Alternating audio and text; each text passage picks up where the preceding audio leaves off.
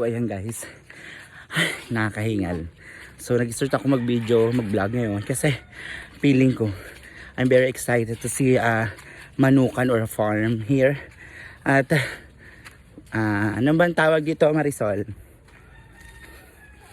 Farm ng mga manok. Ito ang dami. Armstrong Farm. Armstrong Farm. So ang dami nilang binibenta. Oh, ayan. Ayan. Kung nakikita nyo, ang dami nilang binibenta. So, usually, magkano ang manok talaga per ano dito? 5K. Pag isa. Ang dami pala. Sa atin mo may bentong ano sa Ansan dyan? Asa yung may-ari nito? Pero pinapabantayan kay Dayo. Buti hindi siya nananakawan ng manok. Hindi oh. Hindi bahay. Sabi ng sa amin. Doon na yung mga kaso. Pero ito yung 3.5. Ayan, ang dami pala nilang manok dito. Kakahinga lang kasi paakyat kami. So, ayan. Ay, oh, girl. Dami pa mga manok dito.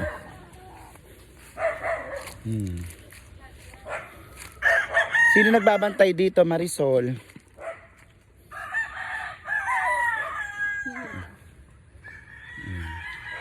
Ay, yung asong galing, oh. Ha? Ang galing. May mga tali pa. Saan dito, Sol? Ito pala yung mga tandang. Ito yung mga tandang na manok, oh. Yung pwede ng pangsabong to.